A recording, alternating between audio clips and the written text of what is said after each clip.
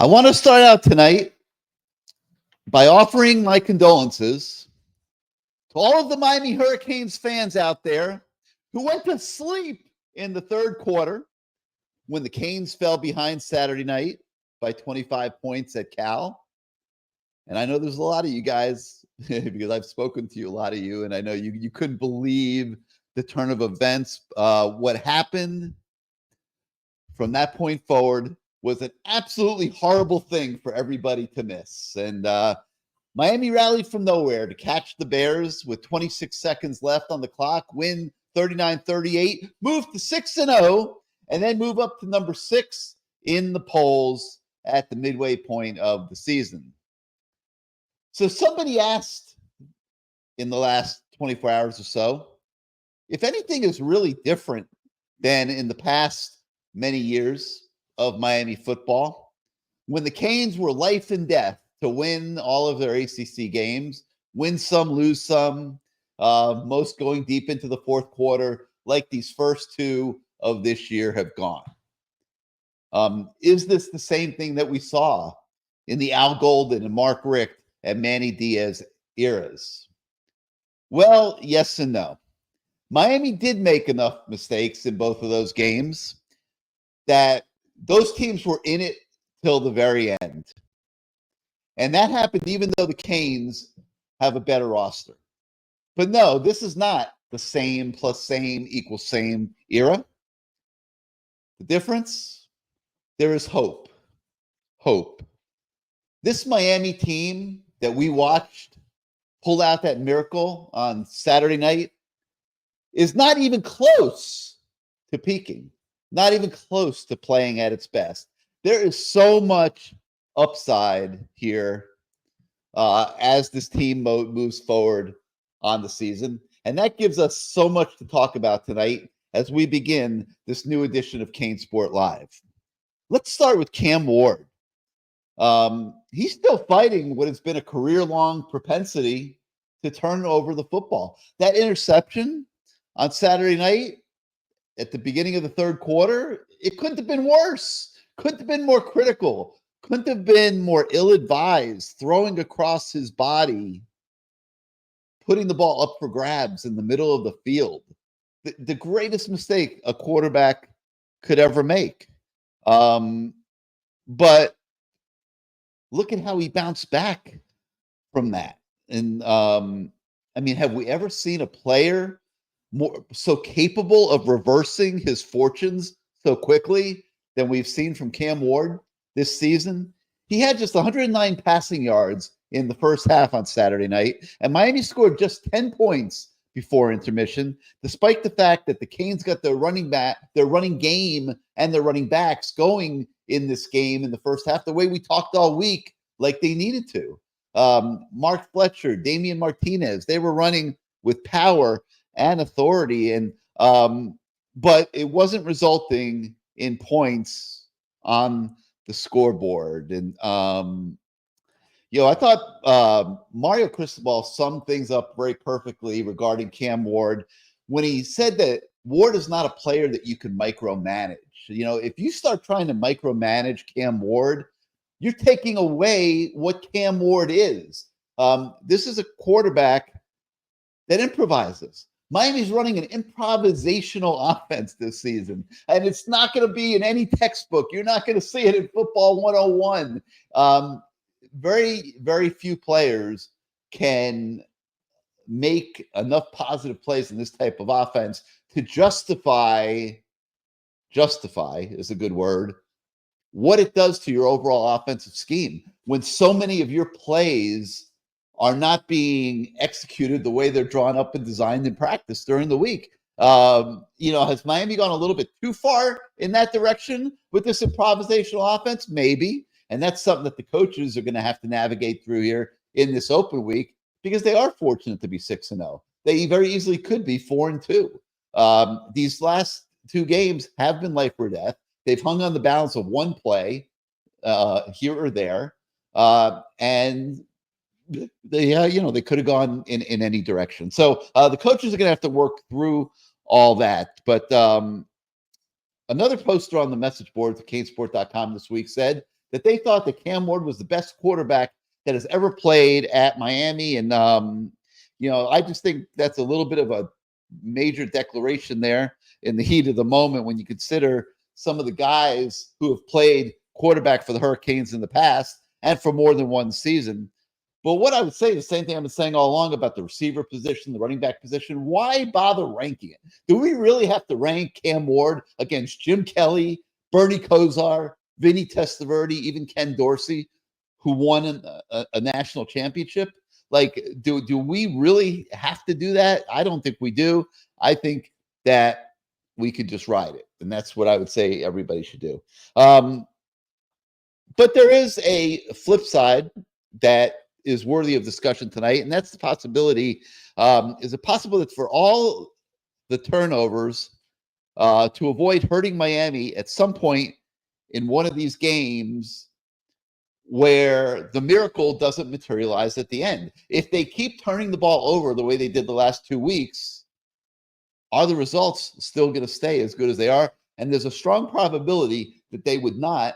And then we would be back to win some, lose some, same plus same equals same. And that's why this week is coming at the perfect time. It is giving Miami a chance to do a lot of internal scouting, introspection, and make decisions on how they are going to approach the games moving forward as the season goes forward. There's so many other topics for us to talk about tonight as well. There's the run game, the way it awoke at Cal. Mark Fletcher got 11 carries, gained 81 yards. He only got 5 carries the week before against Virginia Tech. So getting Mark Fletcher back involved, you see the high level that he is playing at was to me a huge thing, even though they had to get away from it a little bit in the second half because they were coming from so far behind. But I think that is a really, really positive situation moving forward to the second half of the season. The level Mark Fletcher's playing at, the fact that there was more of a commitment to the running game, and I still believe that Damian Martinez, who ran really hard and well on Saturday night in his opportunities, will finally start to bust some longer run that will improve his yard per carry his yards per carries stats, which has always been about 6.2 or 3 in the past and is in the low 4s this season. His production at Miami has not been what it was at Oregon State. Great chance, if they remain committed to the running game, that can change in the second half of the season. And what about the defense, the way they rebounded from an absolutely horrific first half to hold Cal to 10 points in the second half and make those key stops in the fourth quarter that kept giving the ball back to Cam Ward and the offense that were able to put touchdown after touchdown up on the board and allow Miami to erase that margin. You didn't like the beginning, but you have to acknowledge the end for sure. And on another note, Miami got a recruiting win tonight when West Broward wide receiver Joshua Moore, a heck of a player, decommitted from Florida and committed to the Miami Hurricanes. We talk a little bit about that as well. So let's move on ahead and embark on this new week of CaneSport Live. Hello again, everybody. I'm Gary Ferman, the publisher of CaneSport.com, and we welcome you to this edition of CaneSport Live, the People's Show. It is presented tonight by Caneswear, your ultimate authority for all your Miami Hurricanes merchandise needs. If you want to brandish the U all around town, you want to brag and pound your chest about the 6-0 record, a return almost to the top 5 of college football as you get ready for the second half of the season, there is no better place to go do it than Caneswear, where they have everything you could possibly want as a Hurricane fan. And we're talking about jerseys, T-shirts, hats, hoodies, whatever you want. They have at Caneswear in all different sizes, men, women, kids. We'll talk more about Caneswear later in the show, but you can visit their store at 2655 South University Drive in Davie, or go to caneswear.com to see their entire lineup of Canes merchandise. And if you haven't been doing it all season long, there's no better time to do it than now.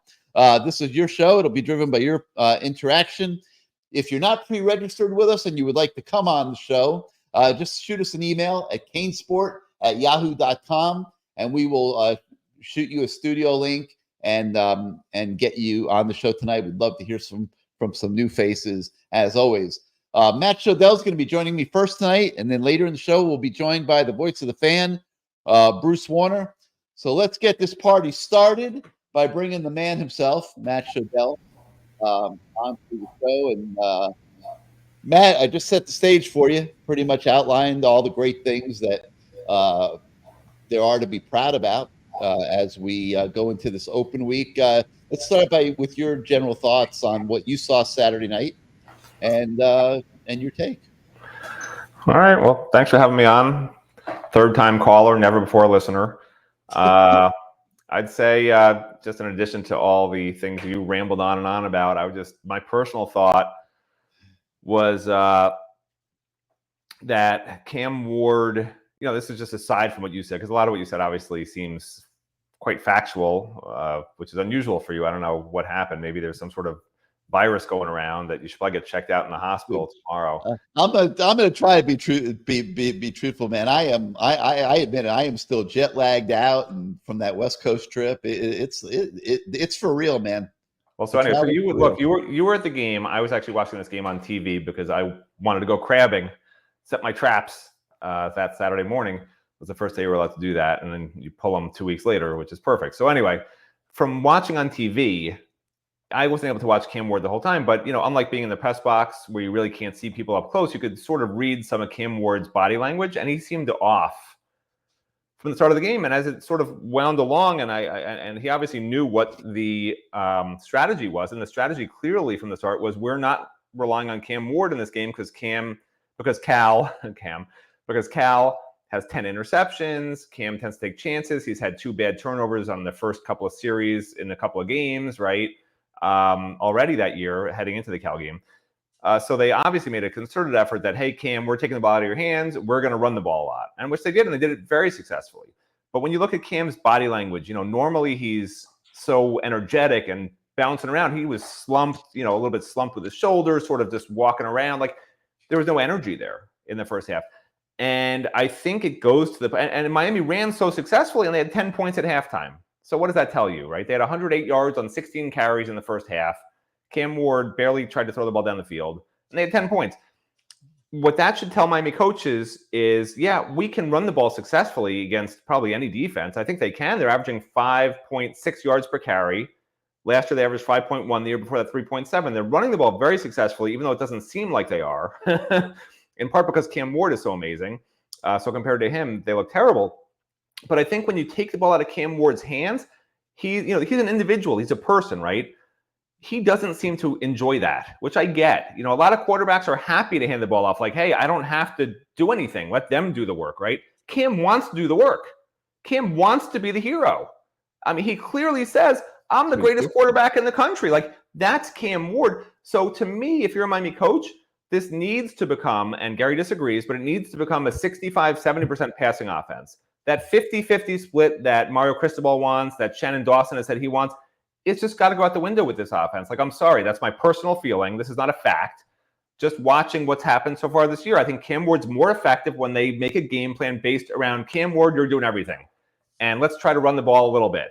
That's what he wants to do. That's what he wants to hear. That's what he wants to be. And that's what he was in the second half. And you saw what happened, right? And then the other side of the ball, just again to touch on something you didn't really mention it that much, is I think Cal lost the game as much as Miami won it, because Miami's secondary, let's face it, is not real good. Okay, I think we know that, right, through 6 games. They have the lowest coverage grades I've seen in a while, their starters. I mean, even Darryl Porter, who was supposed to be this shutdown corner who did really well last year, is cover grades in the 50s. I think he has 2 penalties. He's been hit up. I think he's been targeted the most of any cornerback. He's given up, I don't know the numbers in front of me, but he's given up a lot of yards and a lot of catches and a lot of targets. Okay. So not real good. And Cal exploited that. They were on pace for 400 plus yards passing in the first half, right? They had over 200 passing yards in the first half. A lot of busts. You can't blame all of it just on the cornerbacks, but I'm just mentioning that because the cornerbacks have not been good this year. Okay. And then in the second half, Cal runs the ball 9 of the first 10 plays, I think it was, or if I edited it up correctly, right? They're like, we're up 35 or by the 8-minute mark, right? When the game was over. Like, the game's over, we're just going to run the ball. And that's when I texted you, Gary. We went over this on Good Morning CaneSport. I texted Gary at that point. I said, listen, if Cal goes conservative, Miami actually has a chance to win. You did. And that came to be the case because Miami knew Cal was going to run the ball, right? Because, hey, just like everybody else watching, they're like, okay, Cal wants to run clock. Cal wants to run clock. If you throw an incompletion, that stops the clock. They figured Miami has 3 possessions left. If we just get a couple of first downs and run the clock, the math says we're going to win. So Miami knew they were going to run.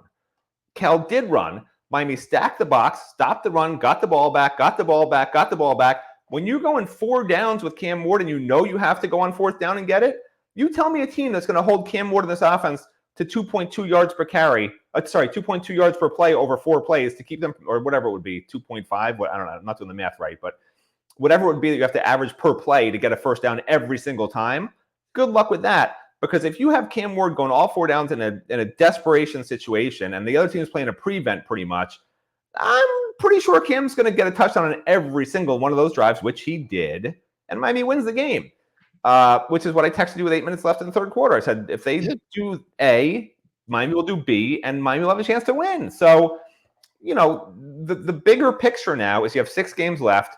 Your only 2 ACC games you've played, you're darn lucky you won both. You could as easily be 0-2 as 2-0, if not for, and on TV, they didn't really show a good view of Wesley Bissaint's hit. But I will tell you this, Wesley Bissaint was not looking at what he was doing. He put his head down and just powered his head into the other player, into the quarterback. Now, his shoulder hit first. Now, that's just pure luck. That's just pure luck. Because he didn't see where he was going. He just launched his head into the other player, which is exactly what they coach you not to do at Miami. That is not a rugby-style tackle, okay? That is begging for a targeting call. And again, they didn't show a real good view on TV. So, like you said, obviously they saw an angle or didn't have an angle to say it was head-to-head. And then the previous game, of course, was the craziness with the end zone. Did he have the ball and a foot down or not? It was the guy touching the ball on Miami who was standing out of bounds. I never saw an angle that definitively said either or. I think it wasn't a catch. Whatever. But again, these could go either way, right? 4th and 10, 3rd and 20s. Like, you're converting crazy plays. 4th and 3, the receiver falls down and somehow makes the catch. Like, any of which fail, you lose. These are hairline thin plays where they all had to go right. 3rd, would have been if Cam Ward gets sacked, doesn't throw Riley Williams, you're in a 3rd and forever situation there. I mean, these are just miraculous games that they managed to win. So now as you look at the next 6 games, the opponents, I think, are 19 and 13 combined records, somewhere in there. I just looked at it today, but now, of course, my mind is as blank as a Gary Ferman, I don't know, fill in the blank. But so like, they're not terrible teams that Miami plays. Like, every team Miami plays has something they can do that's decent. Even Wake Forest, seems to have somewhat of an offense, as bad as they are, right? Duke has somewhat of a defense, as bad as they are, and actually they have a good record, but you know what I'm saying. Syracuse has a great offense, right? Louisville, we know, is the biggest challenge remaining on the schedule. So is it fair at 6-0 to say that this is different than 2017? It feels different. It feels different than that team that went 10-0 and lost the last 3 games because of Cam Ward. But am I nervous? I'd be lying if I said I wasn't. Like, this is not clearly a dominant team. This is a team that's escaping through, honestly, sheer luck. Yeah. Sheer luck. It's been more than luck, but there's been a lot of luck. It's been more than luck. But, when a guy falls down and reaches up without seeing it and catches it, to me, that's luck. When a linebacker launches himself at an opposing player and just happens to hit his shoulder first, that's luck. Like, I'm sorry, that's why I say it's sheer luck because of those 2 plays. When Riley Williams isn't even looking for a pass and just standing there, and Cam Ward shovels it to him and he reaches and grabs it, and that is the play that essentially gives you the winning touchdown, that's sheer luck. I mean, Riley Williams got pancaked, was on the ground. They've been getting all the breaks. To watch his quarterback get sacked and wound up with a 26-yard gain. Like, you could say, oh, Shannon Dawson drew up an amazing play.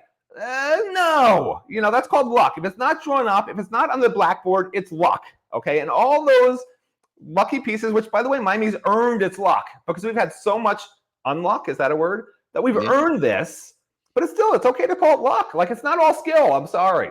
Well, Cuban Kane asked what's the difference between 2017 and 2024 outside of Cam, and that is the difference. Cam is the difference. It's the luck. It's the luck.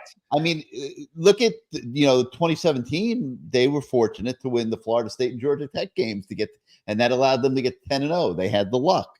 If you're going to win week after week after week in college football, there's going to be times where you need luck. So they have been getting luck so far this season, but luck runs out, and they are going to have to play much better football the second half of the season if they're going to make it where they want to go. All right, let's get out to some of our fans that are ready to rock and roll.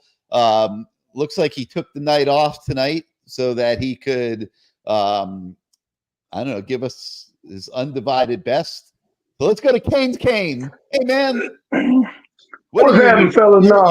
You're in your bedroom tonight, huh? No, the boss man gave me all, so I said I can get on the phone tonight. I ain't had to run it back and forth and help people at the gas station. But all that stuff, man, saying, all the stuff you saying, 2 tears in a bucket, fuck it. We 6-0. You take it the way you take it. You get it the way you get it. The defense don't look that good sometimes, but when I looked at the way they were running the ball, and it looked like the last 2 teams, Virginia Tech, they watching our outside. Are we being too aggressive, penetrating? Because they're not getting none in the middle. Everything's on the outside. What, the little pitch back or pass? I said it's 3rd and 7, they're going to get them. So we ran 70 yards, 50 yards, 60. What, they had six plays of 50 plus? You can't win like that. Y'all are right. They have to tighten up. Cam, he's Cam. Mad as hell when I saw that ball. I said that ball gonna get picked. Y'all knew it was gonna get picked. Pick 6. So then in my mind, in the back of my mind, I'm like, we can win. I stayed up for the whole game. I'm like, damn. But then like you said, gotta blame California because they kept running. And then Simeon Barrett was busting through the hole looking like Reggie White, laying them out. Bain was doing their thing. The secondary didn't have to play as hard because they were running the ball. So, like I said, y'all are right. It's going to be fine, y'all. One game we can't lose. Better not lose. Shouldn't lose. Well, like you said, I said 12-0, 11-1, 10-2. Can't lose more than 2. It'll be a bad season. Correct, Matt? Gary?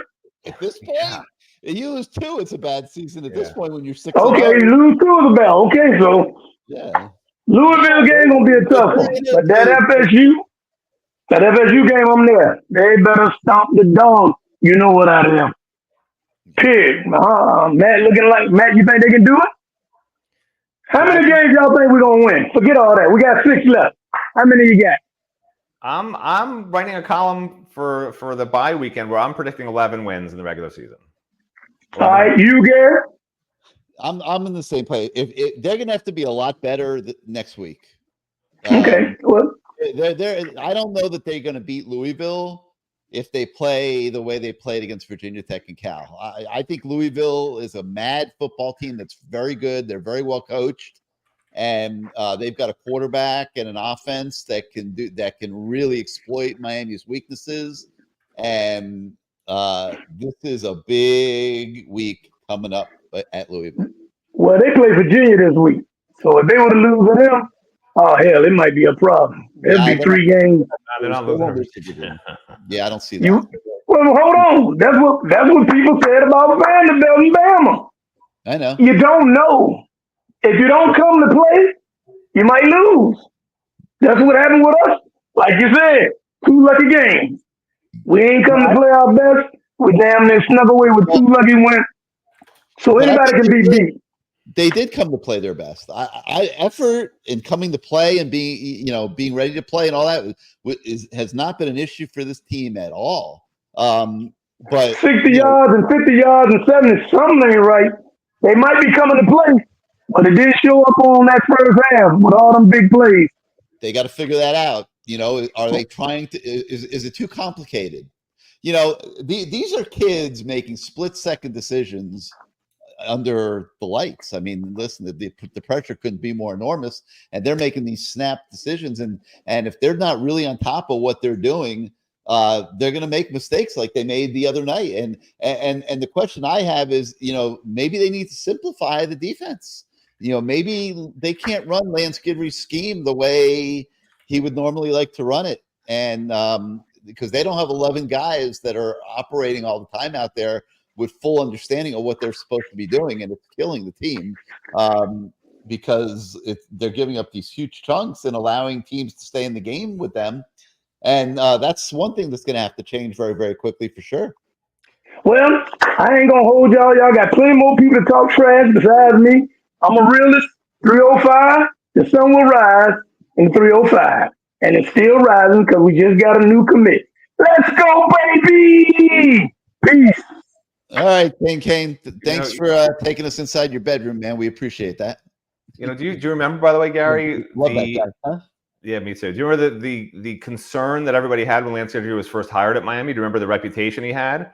Was that he was a gambler and that he would give up some huge gains, in order to try and, get sacks and tackles for loss, that he would leave cornerbacks all alone and safeties would be on receivers one-on-one way deep down the field. Like, that was the concern when he was hired, because that's what his defense is built upon. You got to get to the quarterback fast enough that that's not exploited.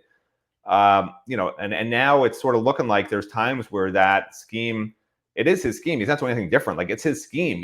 Tyler Barron was literally in coverage last game. Like, that's what he does. Even though Tyler Barron's the best pass rusher in the ACC, he's covering guys on some plays, right? Mish Powell's covering slot receivers. Like, this is what Lance Guidry does in order to try and bring different angles and, make the quarterback uncomfortable. But it creates sometimes, when it's figured out by the other team, creates massive, massive plays.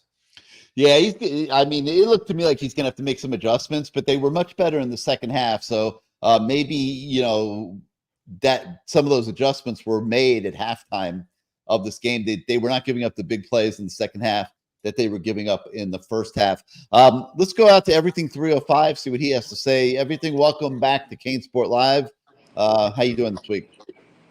Hey, gentlemen, how we doing? We're doing good. What's up? I can see that you're still tired there, Gary. Oof, you have no idea. A long trip. It's a long trip. So, and I wanted to start off by making this point with travel.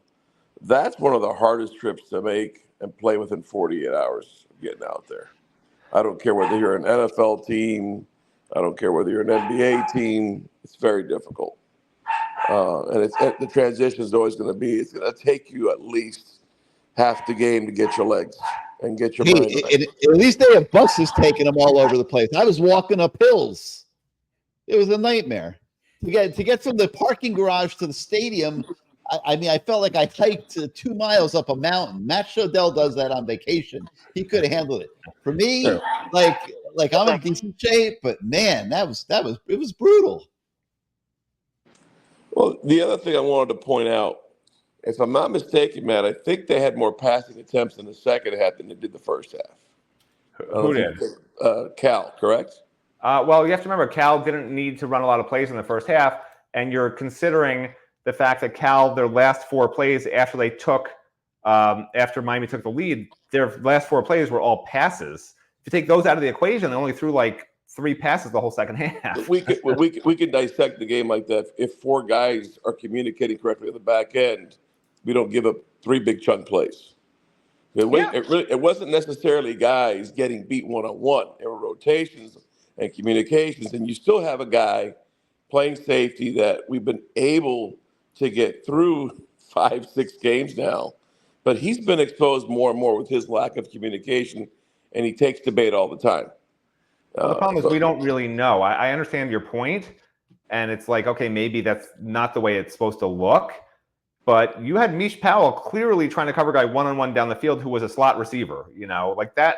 And we saw by the way, Gary and I saw every single spring practice, Mish Powell getting torched, not even close, by Xavier Restrepo every single rep. So the fact that they would do that in a game is ridiculous, and I understand maybe it wasn't supposed to be him on him, but like that's the way it wound up. Whose fault is that? Was that communication? That somebody else was supposed to be covering him? I don't know, but we don't know the answer. That's the problem. Matt, but we do know the answer. You're talking about basic dump-offs and guys not being in the right lane to make a tackle.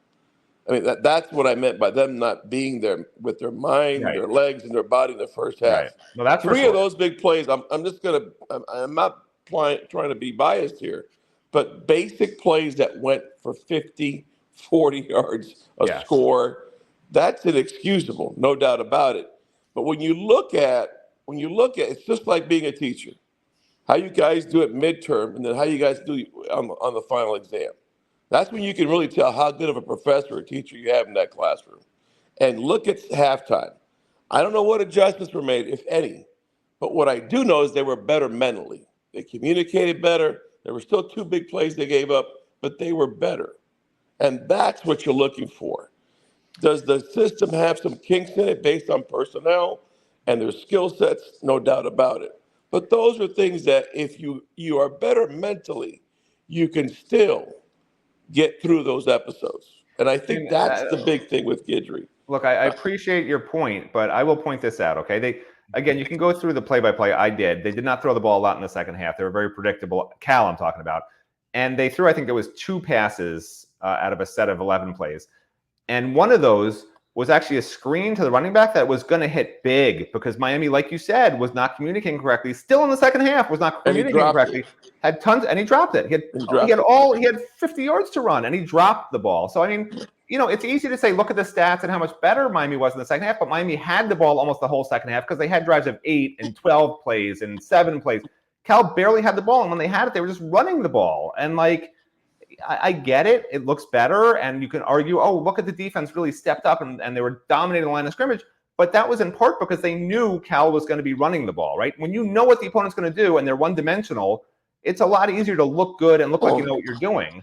So I don't know that they were really tested in the second half the way they to say, okay, Lance Guidry fixed it for sure. Like, I don't know. And the same token, like I said, I don't know how dominant that offense was against us in the first half or how bad we were mentally. I mean, we can go back and forth here. But my point is, you got guys believing. You got guys on the same page. Yeah, every game requires some luck here and there. You need some breaks to go your way. Not to this degree.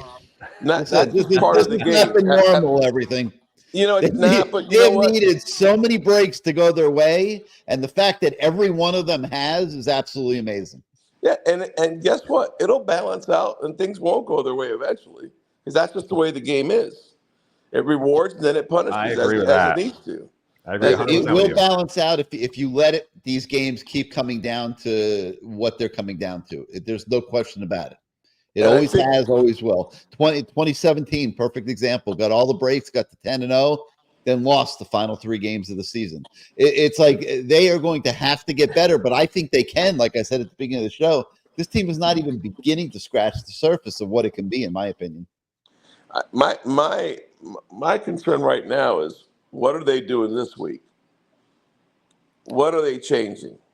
And if you look at what we play our best game, when we're not throwing it all over the field, I think we need to pretty much establish the run, stay with the run, and then let things open up, tire out these defenses. When you look at every defense we're going to play going forward, there isn't one defense that you go, holy crap, I don't want to play those guys. They're all solid defenses, but they're not one. There isn't one that you go, holy crap, I'm not looking forward to that game, whether it's on the road or at home. So if you're able to go ahead and execute at a high level, you get Jalen back, hopefully he's ready to go, and you just pretty much do what you did the second half. You're hard to stop the run. It's hard to stop the run against us when we're doing what we need to do. But you've got such a dynamic playmaker in Cam that you can't keep him locked in the whole time. And he's going to go ahead and he's going to have to be himself. And whether that means he throws a pick 6 or throws 2 picks or fumbles the ball, you're going to have to live and die with it. So when you look at also, my next point was how Mario's evolving as a head coach. Never did I think that he'd be able to handle this situation based on the way he's wired. He's allowing this guy, Garrett, it's your game, take it. I would have never in a million years guessed that he would go ahead and have his team play like this. Well, I think there's been a little bit of give and take everything. I mean, Cam was audibling out of a lot of running plays so far this season.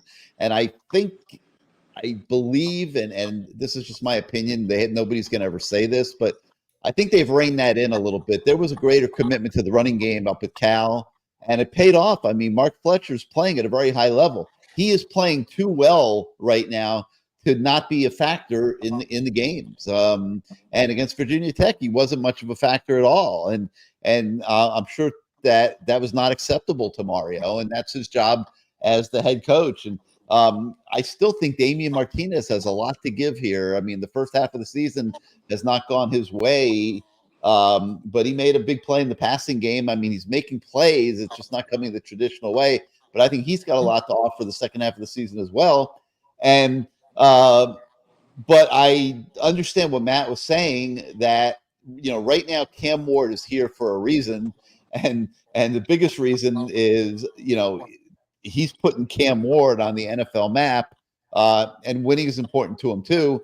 But the question that I have is, does it have to be all about Cam the second half of the season? And for this team to reach its potential, which, like I said, I don't think they're scratching the surface right now. I think they have huge upside with this team, but can they reach that upside if it is all about Cam? Because he has had a propensity to make mistakes, and now teams have a scout, a 6-game scout on him that defense coordinators are going to be looking at. My personal opinion would be no, that this needs to be a complete offense, that the running backs need to be involved as well, and they need to be able to do both. And when you're talking about getting to an end of the season where you got to beat Clemson and you got to play teams in the playoff potentially, like a Texas, or Georgia, or any of these teams, Ohio State, you're eventually going to have to play one of these top teams in college football, and you better not be one-dimensional, is the way I look at it. So I think they got to find a happy medium. And if Matt is right and Cam had bad body language in the first half, and I'm not looking, I'm live at the game, I'm not seeing Cam's body language. But if Matt's right about that, that needs to change second half of the season if this team's going to achieve its goals. I really didn't catch the body language. What I caught was someone pissed at himself more than anything. That's the way I took it. And again, I'm not trying to make excuses or be biased one way or the other. But what I loved about the kid is every time there was a commercial break, he's talking to his guys. He's owning things. And he pointed to his chest a few times. Those are the things that you want to see. But then what you also want to see is for that alpha to look at his teammates and say, we're going this way, we're doing this. And he still owns that. And the guys are still following. So as long as that continues to stay in the right direction, yeah, you're going to have those moments. Okay, it's part of any high-level contest in any sport. But the guys are still there with them. They're still following. They're still believing. So when you're still playing for each other, you can get through all those things. And I think we could point out a lot of things the last 2 games. A lot of luck, no doubt about it. But you still get through. You respond to adversity in a manner that is pretty much complete ownership. And he's done that. And we haven't had a guy like that on either side of the ball in 20 some odd years here. We just haven't. So I just, eventually things are going to balance out. You're going to lose the game? Yeah, no doubt about it. You are. You might lose 2. But the potential that you keep talking about, Gary, we're not that far off. We just have to hone down on things. And I wouldn't be surprised, guys, if you see Gidry change his scheme up a little bit and incorporate some more zone. That way you don't have to give up those big chunk plays. I wouldn't doubt if he's going to start to do that. And if you go back to one of the worst games we had last year on the road, where Tyler couldn't execute, we changed the front up in Raleigh. We went to a 3-man front, and we didn't give up too many big plays. I think we gave up. Well, that was due to injuries. He didn't want to do that. Just to be clear, that's correct. But my point is, it's still something that he can adapt to, and you've got enough talent to do that. I know we were missing Austin the other day. He was more of a true hybrid than anybody else we have, other than the young guy, Bryant. But I think that's something we might see.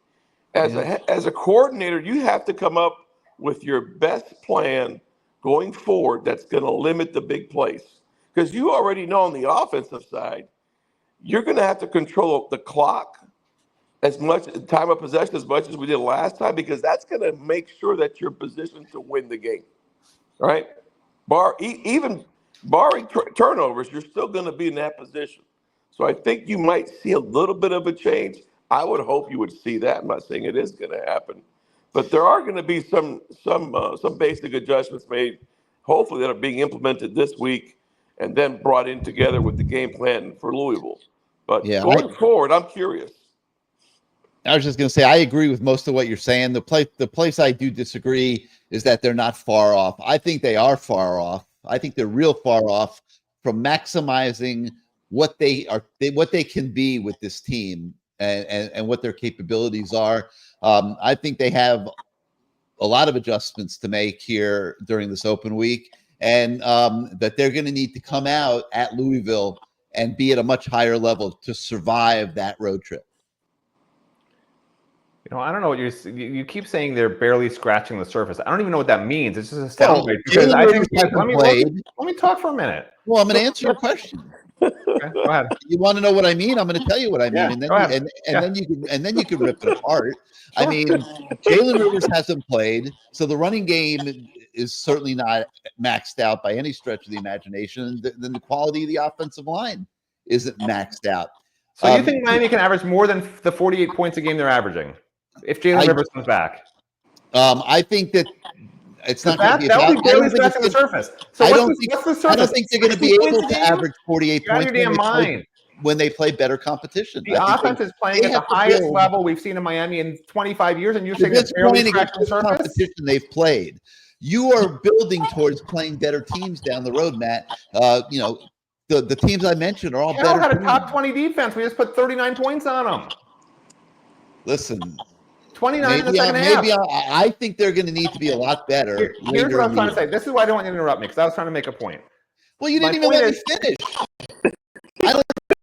I don't think the defensive line. It was a rhetorical. When I said I asked you a question. Wait a minute, I'm going to let you talk. I don't think the defensive line has been great. The secondary was horrible in the first half the other night. This team has a lot of places where it can get better. That's what I'm saying, and I think they need to get better to be ready for the tougher competition that they are going to face. Well, we agree they need to get better. But I think they are what they are. When I said, what do you mean by they're barely scratching the surface? That's called a rhetorical question. It means the answer is already built into the question. It's baked in. It means keep your mouth shut and let me talk for another minute. So on offense, I think they're already are what they are, which is an extremely explosive offense with the most explosive plays in the country, numbers-wise. I mean, that's not barely scratching the surface on offense. I think everyone with a clear mind who's not institutionalized like you are in your basement knows that. Now, on defense, I can understand why maybe you could make an argument they're barely scratching the surface, but that's if you assume they're actually a really good defense. I don't think they are. I think the defensive line is excellent. I think Ruben Bain coming back will help them, but they've already been excellent. They are number, I think, 18 in the country in tackles for loss. And that's the defensive line. The defensive line is dominating. The run defense is excellent. The linebackers, Wesley Bissainthe is playing out of his mind compared to the last 2 years. Francisco Mauigoa has taken a step back the last 2 games. He played great last year. He's playing okay this year, but certainly I don't think that he's barely scratching the surface. And in the secondary, I don't think they're good. So I think the surface that they're on is below the surface, and I think that's where they are. That's all I was trying to say. I think they could be much better, and they need to be. You got anything else for us tonight, everything? The last thing I wanted to point out was recruiting. And at this stage, it's funny how a lot of us are focusing all of our attention on what we're doing on the field. And I'm almost forgetting what's going on recruiting-wise. I mean, you mentioned in the opening tonight's show, you mentioned how we flipped somebody from a kid from West Broward, I believe you said. West Broward, Josh Moore. From Florida. And, last week a kid decommitted and reclassified before that and then decommitted. And it's like those things aren't even phasing a lot of us, whether we're getting guys, not getting guys. Right now, the whole focus is on what's going to happen every Saturday. And I think that's when your program is a little bit healthier in terms of it living up to its potential. And I just hope we continue to win games. I don't care how we win them. I don't care if we're going to be lucky in every game. Really don't. Yeah. You just have to make sure you win these games. And if you win 10 games. Well, they're doing that. And you win 10 games, guys. Worst case, you don't get to the top 12. Got it. Go to a solid bowl game. Win a bowl game. No. Now you've taken that step. Do we need to go to the playoffs? Yes. Do you need to win the ACC championship? Yes. But at least you've made some progress that you can point out to.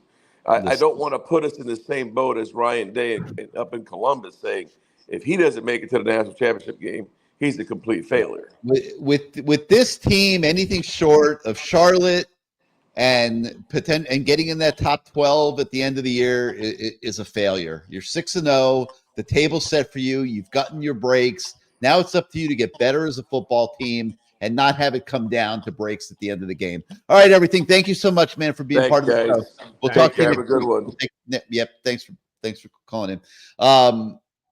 Yeah, I mean, listen, the onus is on the team to get better, Matt. I mean, you're not going to keep winning games like this where you have like a dozen plays that could go either way and all 12 are going in your favor, which is what's happened the last 2 weeks. I mean, it's not possible. The law of averages catch up with you. They got to get better as a football team. It starts in this open week.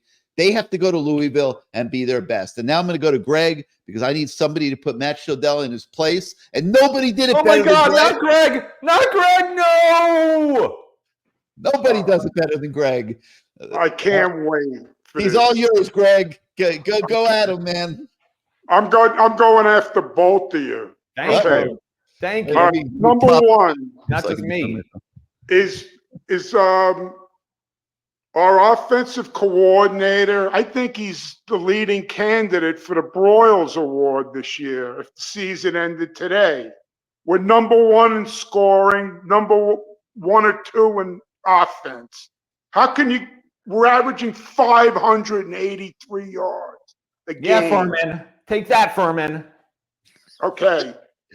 Number two. Yeah, what percentage? I mean, and I love Shannon Dawson. I think he's doing a great job this year. I think the greatest job that Shannon Dawson and Mario are doing is how they're managing this whole thing. This is not traditional football that they are suddenly playing here. This is like a whole improvisation. This is an improvisational game that they're playing on offense, and most coaches would not like that very much because it's not executing their plays the way they're drawn up. Okay, Gary, I'm going to refute what you just said. The two best quarterbacks in the NFL are Pat Mahomes. Greg, you got to get closer to the camera. We can't hear you. Pat Mahomes and Josh Allen. Do they play off script, Gary? Do you see Mahomes, Pat Mahomes running all over the field and throwing these underhands behind his back? And so does Lamar Jackson, even more than Josh Allen. Oh, so how are those quarterbacks? They're pretty good. They're great, but we can live with one turnover a game. He threw that one terrible pass.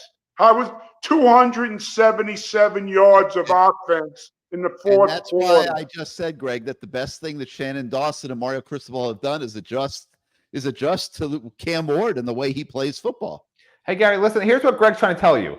You keep making it sound like this isn't Shannon Dawson's offense and Cam Ward is just winging it, when really Shannon Dawson is giving Cam Ward the ability to do this within his offense.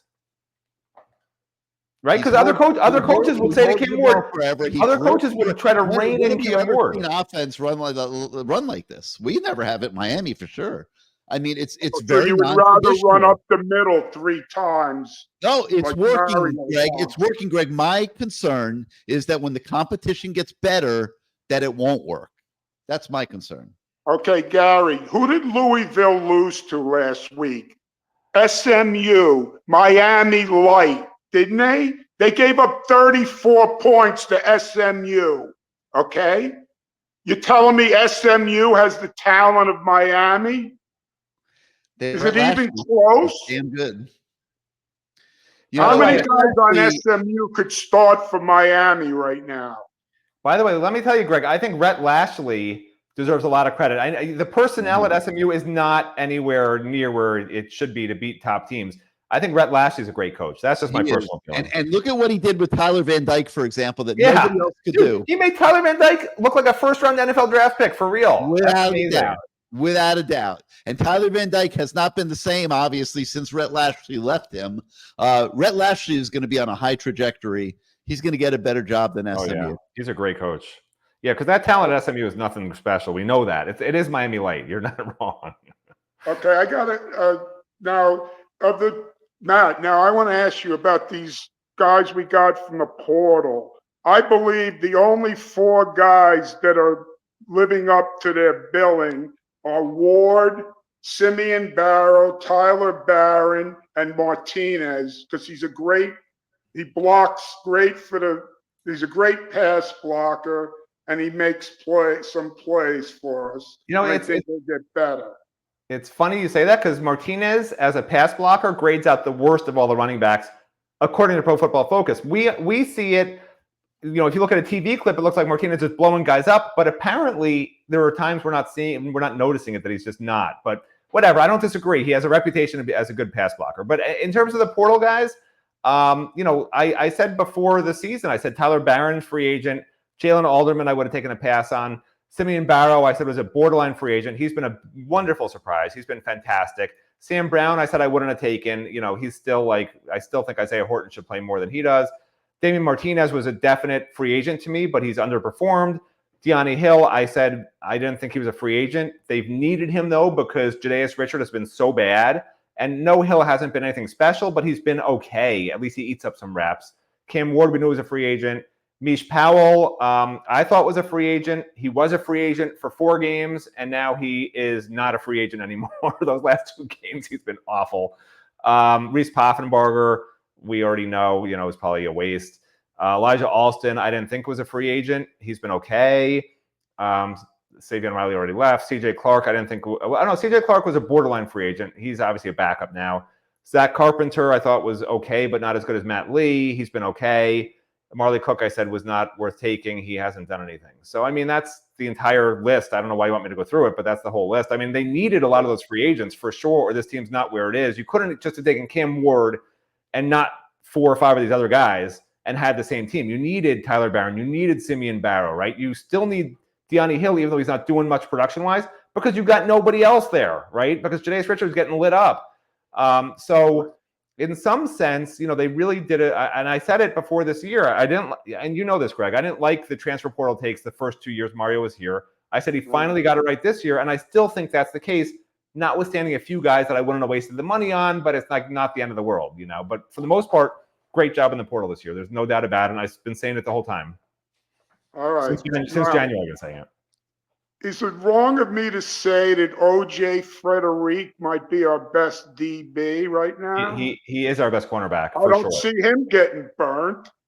I Nope. see De'Ani Hill. How scary is that? A true freshman is the best cornerback on the team. It's crazy. You're right. I see De'Ani Hill's looking at Jaden Harris. What are you doing? What's going on? Mish Powell is out to lunch. I don't get it. And can somebody please tell Guidry when it's 3rd and 17, we don't have to send the house, play a freaking zone and rush 4. We don't need the blitz when it's 3rd and 17. You're down by what? I know what play you're talking about. I can't remember if it was 18 or 25 at that point, but nothing's going right. You're down, and he's trying to make a play. He's trying to turn the game around. I didn't have a problem with it. Okay, my last point. Now, everything, and you two say we're going to lose 1 or 2 games. Who are these great teams we're losing to? Duke, Georgia Tech, Wake Forest. Are you kidding? Please, with these teams. They're not good teams. This game at Louisville is going to be a monster, I think. Why? They just lost the freaking they have a very good offense. They got a very good quarterback, and they have a very good head coach that can dial it up. And you see how we're playing pass defense, and we are going to have all cylinders clicking at Louisville, in my opinion. Greg, here's what I'll add, Greg. The teams that Miami is going to struggle with, it's going to be Georgia Tech and Louisville, and then potentially Clemson in the ACC title game, and maybe even Syracuse a little bit, but not really. And the reason is it's not about these teams are good or bad. It's about Miami's weaknesses, right? If you have an offense that can attack Miami's secondary, they're going to score points, right? And if you have a defensive line that can rush 4 or bring 1 blitzer and get pressure on Cam Ward, that's going to present a problem for Miami's offense just because of the way they run things. So those are the 3 teams that can do those things on both sides of the ball that will cause Miami some problems. Those are the only 3 games I think will have any issues. I think Miami does lose one of those 3 games. I mean, going 2-1 against 3 really good teams is not the end of the world. Syracuse just gave up 41 points to UNLV. Well, that's why I said. That's why I said. Yeah, that's why I said Syracuse. Syracuse. I said Syracuse not. I said Syracuse not so much. I said Georgia Tech, Clemson, and Louisville are the 3. I said Syracuse not so much. Georgia Tech. We have Syracuse. The issue with Syracuse. And the reason I said Syracuse not so much is because Syracuse has a great offense and a terrible defense, so they could score 35+ points. That's why I said Syracuse score 60. Correct. So that's why I said not so much, Greg. All right. It's a pleasure talking to you once again. 12-0 wonderful. or bust. It was 12-0 or bust. Yeah, man, 12-0 or bust. 12-0 or bust. Hey, Greg, by the way, I noticed you have 2 cavities while you were talking to us, so you may want to get those checked out. No, I don't have any. Oh, you don't? Oh, my bad. Okay. I've had many in my life, but none right now. Have a great day. All right. Thank you. Always man. a good time, Greg. Thank you, sir. We'll talk again next week.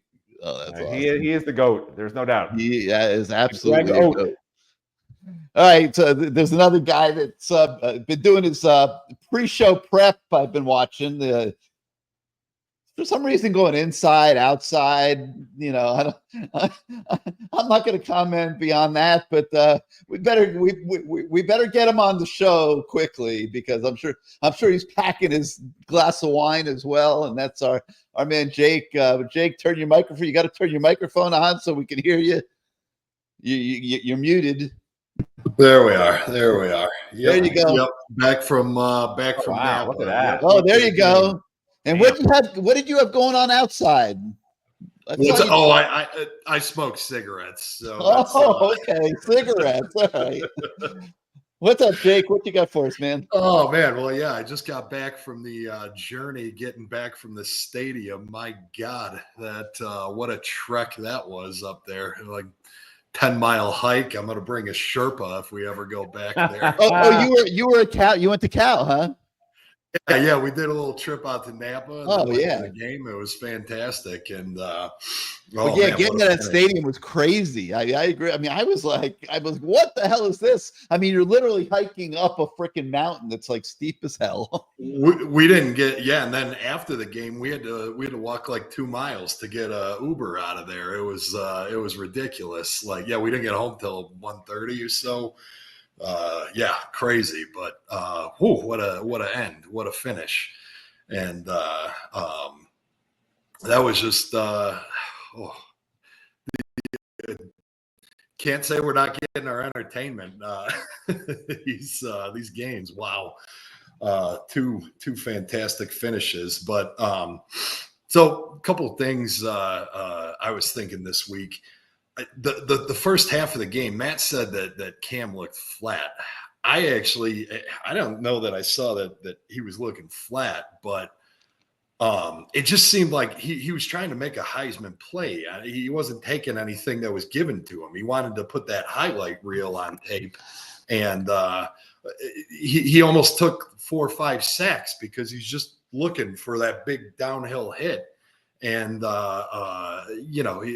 he wasn't going to. There were so many plays where Restrepo was open or Royal was open, but he was just looking for that big 40-yard, 50-yard highlight reel play, and it wasn't there. They have a good secondary. They clamped it down until they finally wore out at the end of the game.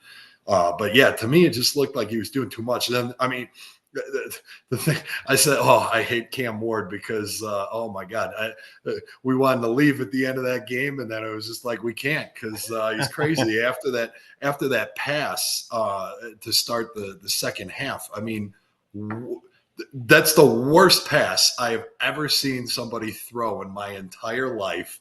He is on the sideline going out of bounds and just heaves it to the other sideline. There's 5 defenders over there.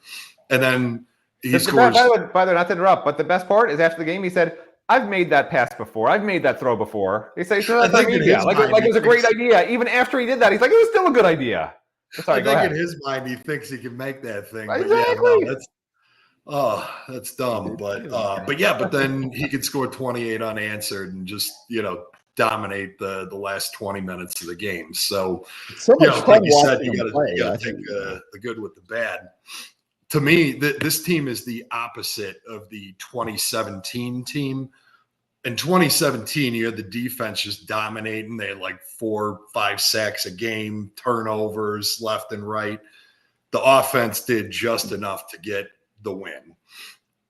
This team, I mean, it's like, yeah, they can score 60 any night if they're firing on all cylinders. And you know, the defense just hopefully doesn't give up too much. But this bend don't break type of defense, the problem is there's been a few too many breaks the last couple of games. That's what they got to get fixed. And to me, I don't know, maybe it was just me. We were at the game, you know, sometimes you don't get the best views, but it seemed like the defense would go flat across the field. And like you just had one-on-ones with nobody to back anything up. So if somebody missed a tackle, it's a 50, 60, 70-yard gain. And those 4 plays that happened, there just wasn't anyone behind the play. They weren't even, one of them was a deep bomb, but even on that, there was no safety. There was no backup coverage there. It was just one-on-one down the field. And our secondary isn't good enough to not have any backup down the field. And I think that's something they're going to have to work on because, Cal doesn't have the greatest receivers or passing game, but, there are teams out there, Syracuse, Louisville, even I hate to say it, FSU to a point, they do have some receivers that can get behind you. They got to figure out, I like the aggressiveness, but they either got to get home and get to the quarterback, get them rushed, or make sure that they got somebody over the top who can get it done. Because one missed tackle, and I mean, they 4 plays, they gave up 70% of the offense on it. It's not like Louisville or Cal was just consistently gaining yards. They just had 4 massive plays against us that turned the game, plus Cam's turnover. And I don't know what you guys think. There should have been another one. Remember in the second half, the receiver dropped one of the few passes in the end zone. You remember that play? Yeah, game's over if he catches that, and it was in his hands. There was that screenplay too, and the screenplay they dropped. Yeah, they barely passed the ball in the second half, but those 2 plays should have been explosive plays also. So it's not just 4 explosive plays; it's really 6. Yeah, that they just either one of those hits, they don't win. The Canes don't win. Yeah, correct. No doubt about it. But that's how close we are to having had the season compromised in a big time way. And but Jake, do you agree with me that that they have a lot of upside here in the second half of the season? I'm 100% with you. You look, the offensive line was supposed to be good this year. Thus far, very mediocre. What's the deal? I mean, these Mario scouting reports or injury reports, it's like, the guy could be, he says the guy's ready to come back. He could be dead for all we know. Day to day means out for the season. Week to week means he may never return to the team. Yeah. And he's playing this week means maybe he'll play this week. That's the if you have the code with the actual meaning, that's what those phrases mean in Mario speak. Yeah, I mean, if he says someone's doubtful, I mean, they're probably eating out of a feeding tube. You gotta figure. I mean, it's something else with this, but like getting Jalen Rivers back, how much of a difference that could make. Yeah. And even this last game, I think you just saw this offensive line's been kind of a mishmash this season. These guys hadn't played together. I think you kind of saw it come together a little bit. Markel Bell finally started getting his act together. The defensive line's been a little bit quiet. Now, I think, part of that, I think the secondary is just they're letting guys get open too quickly, and we can't get home to the quarterback. But there's a lot of meat left on the bone. Ruben Bain looked a little rusty, but you could tell, give him a week or 2, he'll be back to form. There's so much more. Damian Martinez, I agree with you 100%, Gary. Look, is that guy going to be breaking off 70, 80-yard runs, big-time plays? Probably not, but he gives you a lot as a pass blocker. I've watched He's him do it got several times in practice. 50 yards receiving. He had a couple of huge catches in that game. So, you know, he brings more to the table than just what he's doing as the run. And he always goes forward. You never catch that guy behind the line of scrimmage. So if you need those 2 yards, you know, I'd say it's better to have a guy. How many in the last couple of years, 5 years, how many 3rd and 1s, 4th and 1s have we missed because guys are getting blown up behind the line of scrimmage? So, you know, I'd rather have the guy than not. Was he worth what you paid for him? You could debate that all day long, but he's on the team.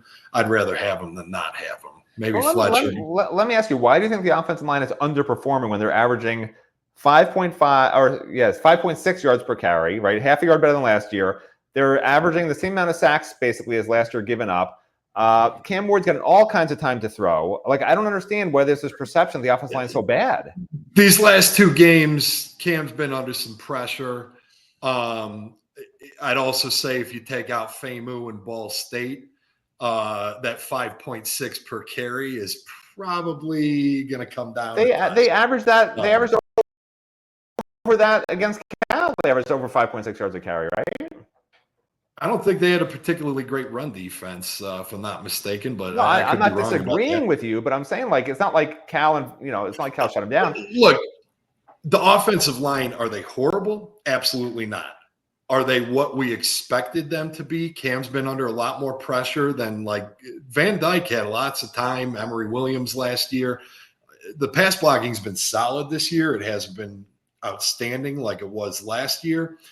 The run game has taken it's gone up a notch, but there's still, I think, a lot of meat left on that bone. You haven't had any big time, other than against Ball State and FAMU, haven't had any big time runs. I think it's coming. I think it'll get there. No, I don't disagree. They can be better. I just don't think that, like, so you're not saying they're bad. You're saying they're, like, sort of average to above average. I think I'd grade them out at a B minus. Okay. I think they could be B plus. I'm giving them a B plus when we do our offensive line midseason grades, just so you know. Are you? Yes. Oh, Matt, you're getting soft, man. I guess so. I'm an easy grader. I mean, you used to be the enforcer. You're getting soft. I mean, it's for real. But I mean, the offense is clicking so well, and you can't do that with a bad offensive line. If this offensive line was not good, there's no way they're averaging 48 points a game. So, like, there's something they're doing right. Just period. They're no question. Very good in pass blocking, and they're getting better in run blocking. If they get their pass blocking to where it was last year and just elevate the run game a little bit more, imagine how much more effective this offense could be. I will tell you, Cam Ward is a guy who gets sacked a lot. Look, he was sacked at Washington State last year. I think it was over 35 times. It was a ridiculous amount of times he was sacked last year because he stands there, if you noticed. So, like, it might look sometimes like he's getting pressured. A lot of quarterbacks will take the check down on a blitz right away, and you never even notice he get pressured. The whole stands there against the all-out blitz and waits. First half, I was screaming my lungs out with every obscenity you could imagine. Either throw it away or check it down. Quit, like, he's ducking and weaving to avoid these. He has ultimate faith in his own ability to escape any situation, which is why he looks for he welcomes the blitz because he thinks he's gonna have guys one-on-one down the field and he just wait for it or run to the left, run to the right away from somebody and then hit the guy. So, like, and he does it a lot, you know. So it makes the offensive line, I feel like, look worse sometimes than it actually is. I just want to point that out. That's all. What do you guys think too? You know, because this is 2 massive fourth quarter comebacks in a row. I think for a lot of these teams, we're going to be the Super Bowl this year. Everyone wants to take out Miami, and it just seems like these teams are coming out blazing. They're coming at you, and they're giving us everything they got in the first half. Even the third quarter, they got some energy coming out of the locker room, but then just 2 weeks in a row, full fourth quarter collapses. You could blame some of it on coaching, execution, this and that, but I think these teams are coming hard at us, and I think that could be a game plan thing where it's just like, hey, we gotta hold this off a little bit. We got the better conditioning, we got the better players, we got the better athletes. Hold them back. They're going to come at you, and let's not have to come from so far behind or ideally be ahead. I don't know what you guys think about that, but it just seems like these guys are coming out swinging and they run out of steam at the end of the game. Hey, I just want to give a quick shout out to Adam's wife or girlfriend who's drifted into the studio, and let her know we are going to get to him shortly, and you will see his starring moment. I promise. But hello. And yes, right. Jake, I agree with you. Of course, yeah, teams are acting like Miami's the Super Bowl for sure. And you know what? It's not. It's always that way, even when Miami's bad. Everyone wants to kill Miami. It's so rude. We're Darth Vader. That's what I love Correct. about them. We're the bad guy, and that's what I love about this team. But I do think like these guys are just. You even saw it with USF. Just everyone's coming out swinging as hard as they can, and then they just punch themselves out, and then we just put them to the floor. But yeah, they're going to have to adjust to that because I think if we keep winning, it's only going to get more and more and more extreme on that. I think so. We'll see what happens. Couple of Malachi Tony. We were talking a little recruiting. Is that kid like done for? I know we just got that big commit from Josh. Pretty Moore. much done. It looks like it's done. He just okay. Yeah. Is that like a moving on, or he's just? I think they just, he probably wanted more money. He probably was making, leveraging and stuff. And Miami's not really doing that anymore. Playing the game. Hey, I like it. Yeah, they're not really going to play those games with too many kids anymore because, you have to have some common sense to what you're doing. And, high school kids that have not played down to college football, that haven't proven that they can do it at that level, don't have the kind of value that they always think they have. Yeah, especially at 5'9". That's that's a gamble. Yeah. Last thing I was just thinking to this offense and how special this is. That game-winning drive that was 93 yards. We did it in 64 seconds. I mean, when was the last time you saw this team just score at will like this? This is wild. I'm gonna enjoy it. I'm with you guys. I think 11-1, but I don't know if we win these next 2 weeks. I think 12-0 is the bar. If they beat Louisville on the road in what I think is going to be the monster that I expect it to be, 12-0 becomes on the radar, in my opinion. But they got to keep getting progressively better. All right, Jake, we're going to let you go. Salute and good talking as always. Yeah, we'll talk to you next time. All right, Matt, it's time to let you go to bed. Nice. So after all this, I'm gonna have nightmares of Greg now. I can't keep coming on the show. Yeah, Matt. No, Matt Shodell's a moron. Parting thoughts. I mean, I don't know. They got 10 days, 11 days to figure this out. But is putting it all on Cam's shoulders really the best thing for this team in the big picture? I'd like to see them strike a little bit more of a balance. They have the players to do it, but you're not wrong in that, maybe he is at his best when it is all about him, So I mean, that's just what it seems like to me. He seems to respond, and look, to Jake's point that he's didn't feel like Cam, seemed any different than ever before. And yeah, Cam is a chill guy, right? But I've seen Cam in practices, like he's not that chill. He might seem chill to you guys watching a game. He's not chill. Okay. He's very intense. He's a competitor. Okay. He yells, he gets in people's faces. He wants to win. And I don't know. It was just, they did a close up of him and just the way he was walking. He didn't look as into the game as I have normally seen him from practices and in games. And maybe it's just me putting my own insecurities upon Cam. That's certainly possible. I do that to a lot of people. But the fact is, when the game was not put on his shoulder, this is a fact, in the first half, he did not play very well. And when the game was put on his shoulders in the second half, he played extremely well, except for one pass. And he played extremely well in the exact same scenarios every other game this season that he was called upon to throw 60-70% of the time. So what was different in the first half was that it was the first time we saw Miami say, we're just going to run the ball. Like, we don't need to pass against Cal. We're just going to run it. And he didn't look like the same guy for that half. So to me, that Yeah, speaks for but what do itself, you do? regardless of me perhaps thinking he was slunking the shoulders, walking around the field, and didn't look that into it. You know, But do you minimize Mark Fletcher? Do you minimize Damian Martinez? I think you have to, because if you don't have Cam Ward invested and really playing free football the way he does, you're not going to win every game. You need the Cam Ward that we've seen from Krypton for these last 6 games. You can't have the guy who's just handing the ball off, throwing third down, handing the ball off, throwing third down. That's not him. So you just ignore the fact. I think he gets bored. You needed 12 miracles to get out of Cal. That if any one of them didn't come through, you lose. And you needed this very similar scenario against Virginia Tech. Do you get so distracted by the wins that you don't go introspection and realize that maybe this miracle ball is not going to get you to where you want to go? I mean, listen, I think if they lean on the run a lot, I think they're going to be playing a lot of close games. I think if they lean on Cam Ward, they'll be blowing teams out. That's just how I personally feel. Could I be wrong? No, I'm never wrong. So that's what they should do. Listen to Matt Shodell, and they'll win every game. All right.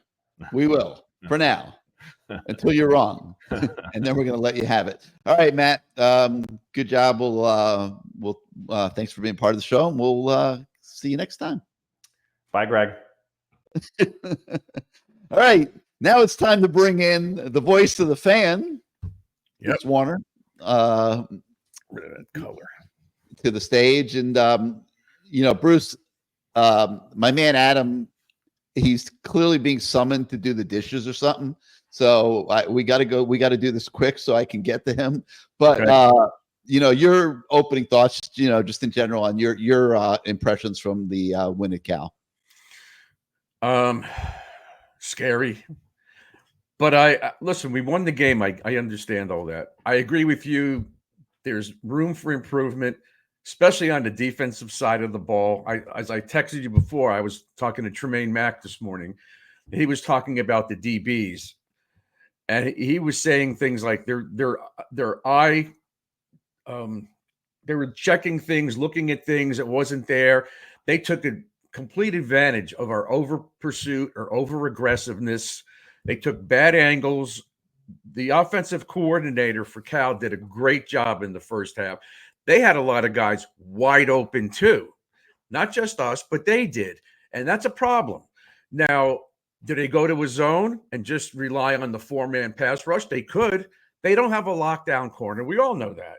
So they had safeties. They had Mish covering receivers. Can't do that. They need to keep the safeties back. I would think they may go to a zone or more of a zone than the man. But I also think that the pass rush was hurt last week. Bain first game back. Alston not there. Alston's been in the backfield. He may have made a bad or a dumb play, a bonehead play. But he gets back there. But he's back there constantly. Yes. And I know that Barron he's hurt. He was dragging a little bit, Not been the same. Yep. So listen, I think they'll all be back next week. I expect the defense to be better. They'll make some changes in the secondary. Malinois, maybe he's guessing. I don't know. He's trying to be all over the field. But the bottom line is that in the second half, whether it was the coordinator for Cal making it a very conservative second half, but we came back, we stopped them. Even last week's game, we haven't had that many 3-and-outs against the opponent. They've been really coming up with some great plays. They have an answer for our defense almost every time. But in the last half of the third quarter and the fourth quarter, we dominated this game. I really think that in the next week, we'll be ready to play Louisville. And I think we beat them by at least 10 points. It's not going to be a nail biter. I just don't see it. I don't think they're as good as us.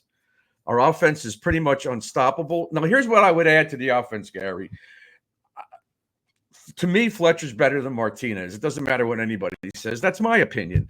But I want to see the other guys get in the backfield. I want to see Chris Johnson get more touches, especially in the flat. He doesn't have to run all the time. And Jordan Lyle needs to be in the backfield because here's a kid who could take one step to his left, bounce it to the outside, and go 91 yards. We didn't have that. Hard to play 4 running backs. What? It's very hard to play 4 running backs. But you got to do something. You just can't be as off tackle constantly like Martinez. even Fletcher could bounce it to the outside, but they got to do something a little different offensively. They got to show them different looks. That's why I think this team's just scratching the surface. I don't think they're close to peaking yet. Right, but they need to make a few adjustments. Don't just keep thinking they're going to get better because it's another week. I think those kids need to play. They have speed. They have moves. And, Martinez and Fletcher, it's like 1A and 1B, I guess. But I just think Fletcher's having a better year. Breaks tackles, gets to the outside. And did you see the pass that they threw to Martinez? It hit him in his hand. He went like this, like it's my fault.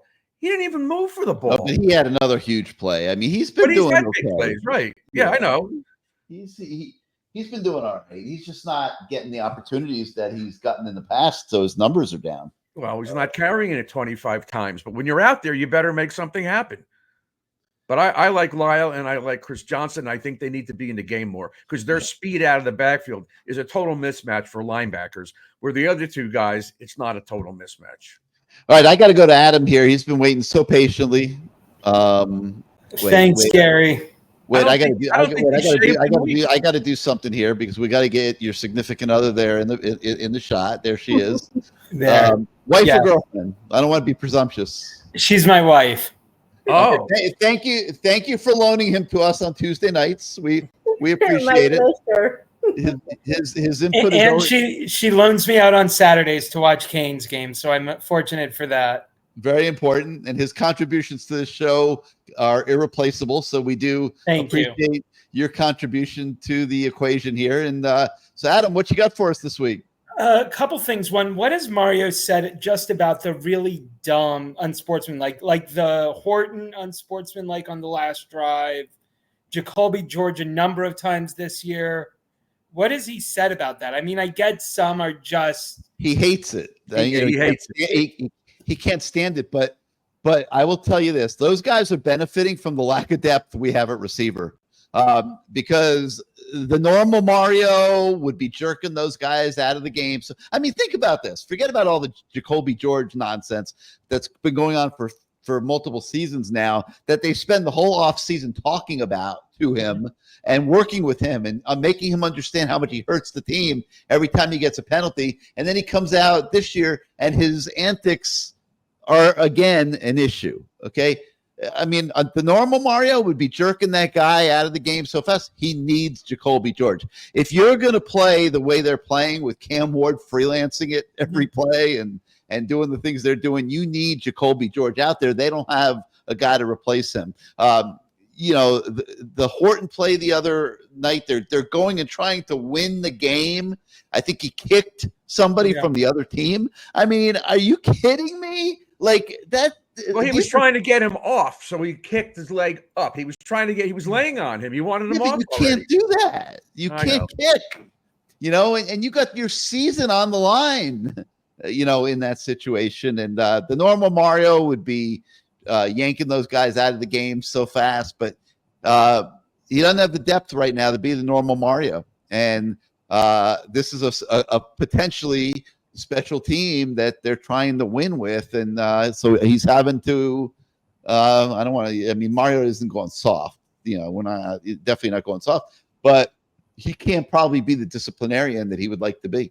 So that means we don't have confidence in like a Shamar Kirk or JoJo Trader and Nikar. They're not at the same level, right now. JoJo is going to be a good player. I'm not 100% sure how healthy he really is. And, okay. It's just it's unproven depth. It's not, you're in life or death to win these games, unfortunately, due to all the circumstances, and they just don't have the depth that they would like to have. And also, they're not good blockers. Nikar's, he's thin. They're kids. They're not really ready for this. They're all in developmental mode. Yeah, well, isn't Shamar Kirk like a junior? Yeah. I like him. I think he's good, but again, I don't know what he does going downfield. They're set with what they have. They're not going to change it unless somebody gets hurt. Yeah. Mark Kirk will probably play more next year. Yeah. Right now, it's the Restrepo show in the slot. Okay. He'll have a chance to play in the slot, I think, next year. Well, him and Ray. A couple other things. I did like how quick in the pocket And Ward did this a few times with Martinez, where he steps up and then does like a quick little flip pass. And the huge one was the 3rd and 20. So for all of people saying, oh, Martinez shouldn't be in, he's amazing catching the ball out of the backfield. Very good player. Just not getting the holes on the plays where he's called on. He's having to play, grinded out power football up the middle, and it's not, resulting in big games. But I've seen him on multiple occasions in practice go 80 yards. So I'm more impressed with his hands out of the backfield than anything else. Yeah, he's very good. I would say he's probably our best pass catching running back right now that I've seen. Yeah. And the way this season is going, I don't know that he's going to be able to go to the NFL at the end of the season. That was going to be my point, Gary. I don't think he's showing these scouts that he should be. No, I think he'll be back next year. I agree. But then you have the same timeshare next year with Fletcher and Martinez. It'll be the same. Yeah. But I think he'll be back. Chris Johnson. Yeah. Real quick on that. And then I'll get back to my couple other points. Do you see, because I've heard rumors that we might go portal shopping in the offseason, or do you see just Cam handing it over or Mario handing it over to Emery? That's a great question. I think that decision maybe has not been made yet and should not have been made yet. I think you got to wait and see who's in the portal. Right. You can't make that decision now. Like, you don't know who's going to be in the portal, and you haven't evaluated them against, versus Emery. I don't think you're violating Emery if you bring in competition for him. The guy that I think will go to the portal possibly again is Reese. I don't know. I don't know if he'll stick this thing out. If it works out the way I think it does, and it'll be clear to him that Emery is better. If I'm right about that, he may go to the portal sooner than later and look for a different situation for himself. And then you need to bring in somebody from the portal to compete with Emery. So we'll see what happens. I don't think that it has to be made yet, and I don't think I would be surprised if it has been made yet. As I mentioned last week, though, and Adam, if they bring in somebody who's definitely going to start, maybe Emery Williams bolts. We don't know, and I think that's something that's on their mind. They don't want him to leave. They really like this kid. But again, they have to test the water. They have to see who's out there and who wants to come here. But it's not going to be easy replacing Cam Ward. That's for sure. No, and I'm not saying it is. I mean, and again, my fandom goes back a long way. It wasn't easy replacing Ken Dorsey with Brock Berlin, or even further back like Craig Erickson with Gino Torretta. But that's Craig Erickson was after Steve Walsh. Then came Gino. No, I know.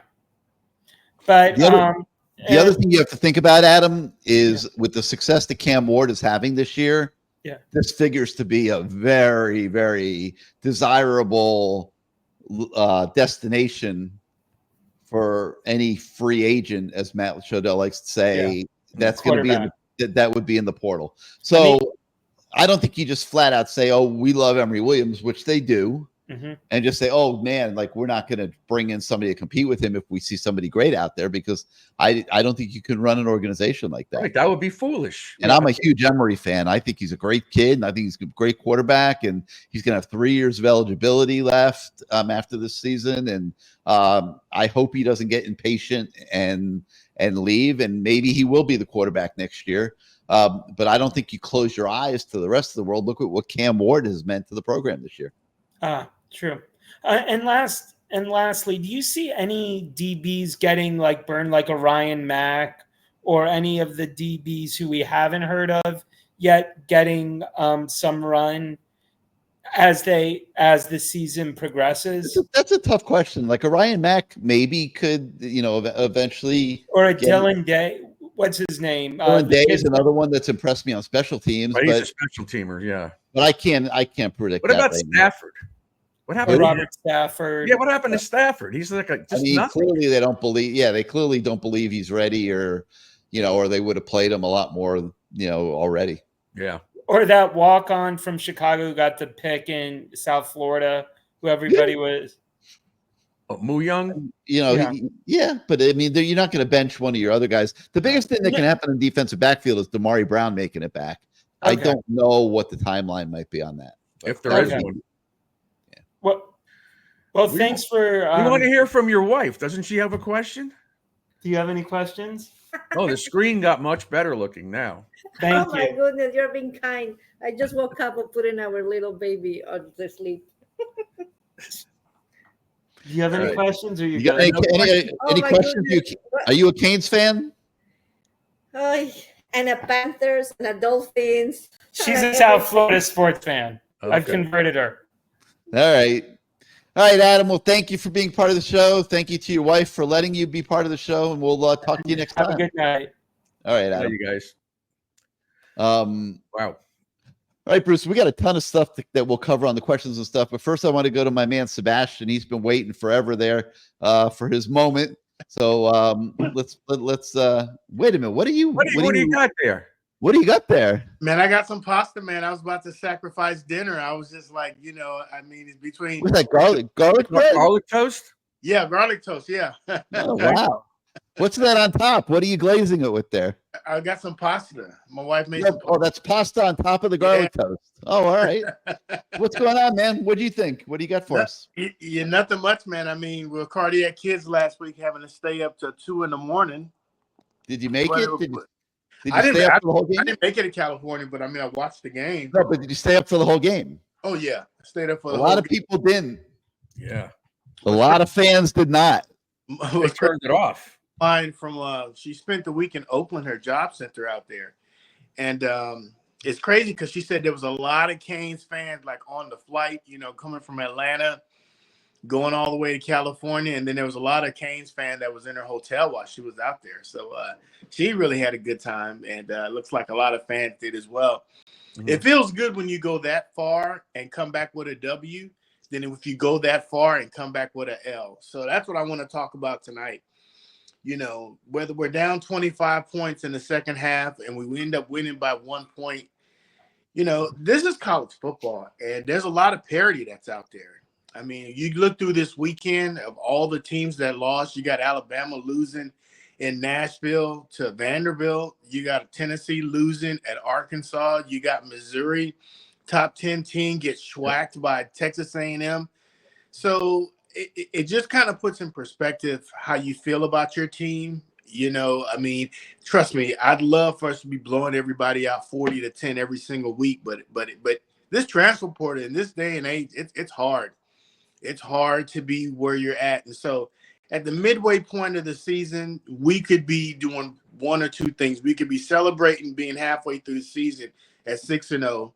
Or we could be getting ready to sing Mary J. Blige's Misery, being 4-2 and 0-2 in the ACC. What do you think about that, Gary? It was therapy, not misery, but yeah. But yeah, no, we're not whipping that back out. But yeah, no, I mean, I agree with you. I think right now the Canes are fighting the Canes, and they need to understand that they got very fortunate these last 2 weeks. Kudos to them for not quitting, hanging in there, fighting back. It's a phenomenal story. It's very dramatic. Say anything you want about it. But to me, the key for the second half of the season is getting better. Mm-hmm. And it starts big time in this next game. This is the game I've had circled since the schedule came out.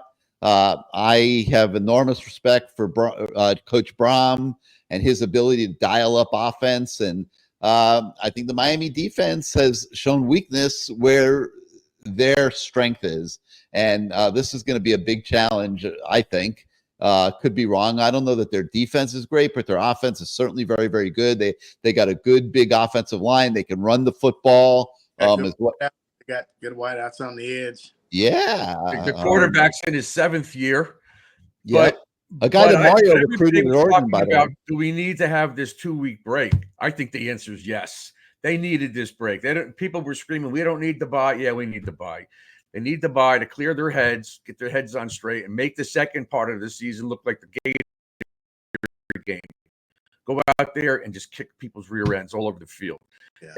And just don't make dumb mistakes and don't get caught up in things. They have to be able to see what's in front of them and not bite on things, because there was a lot of play fakes and there was a lot of look. This quarterback was looking our guys off and we bit. That's got to be, they got to have that diligence with their eyes to make sure they don't do things like that, because They had, what, 4 plays over 50 yards? And I think almost every one of them, the guys were wide open. Not like somebody draped on them, but there was nobody near them. That's bad. Yeah.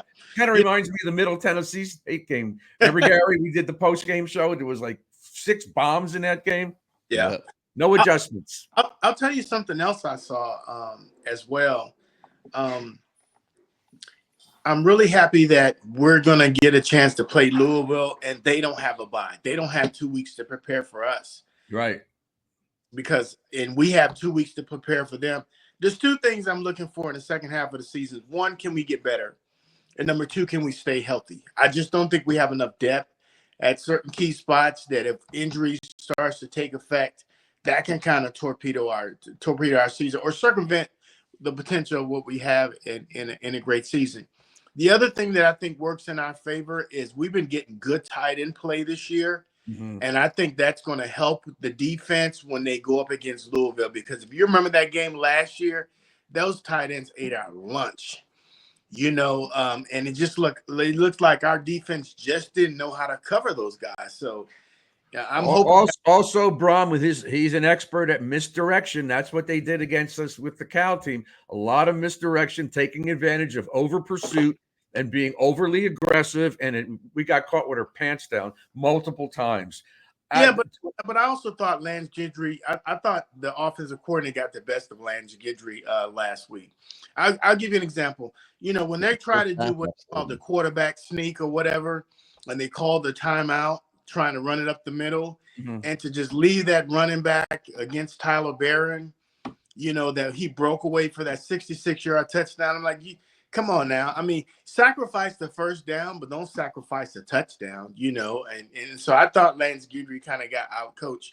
I don't know if that's what you saw, Gary, but I kind of felt like he got outcoached. I mean, I don't want to go to that degree because I don't know what those kids were supposed to be doing when they were getting torched. But if outcoached is the word, I think it was because the scheme might have been a little bit too tough for our kids, and that they were making mentals, and like all you got to do is make a mental for a half a second, and those tight ends and receivers are gone, and you're racing from behind. So he's got to have to look at a lot of things here in this open week as he carves out his plan for the second half of the season with this current set of personnel.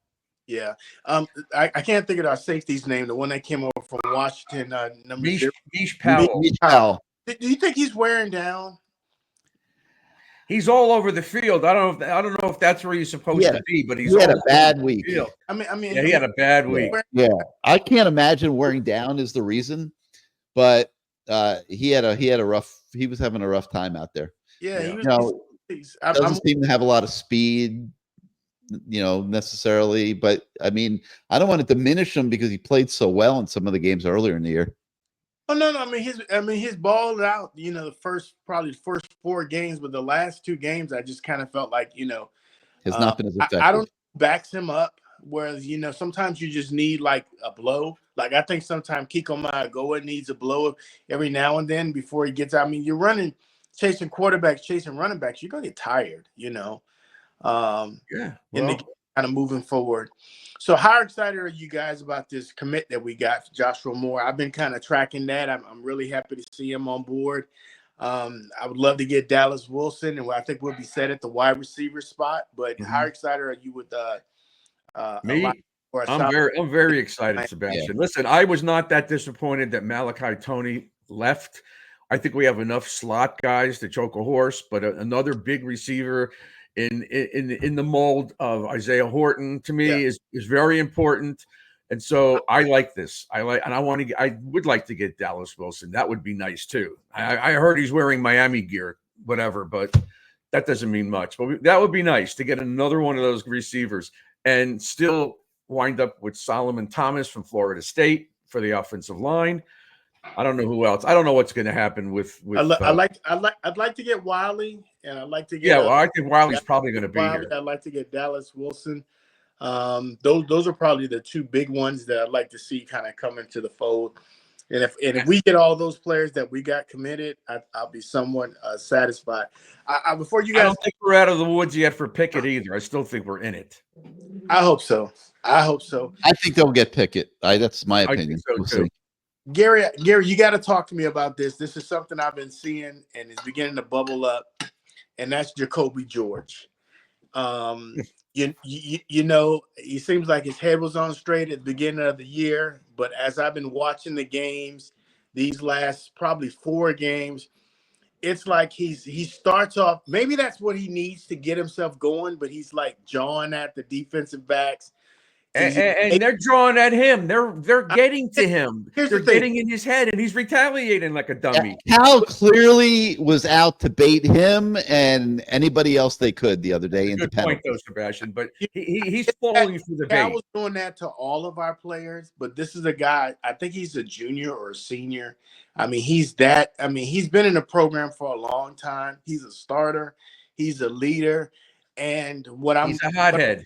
But what I'm concerned about Jacoby George, I don't know if he realizes that there's some talent behind him. Yeah. You know, and you know, it's not like we're facing a year where we can't like sit him on the pine. I mean, if you saw the splits between him and Horton, you know, I mean, they were just about even, and I'm sure they want to get JoJo Trader out on the field as well. I don't know about that. I don't know if JoJo. Oh, Trader, yeah. But Trader had an injury, and I don't know if he's healed.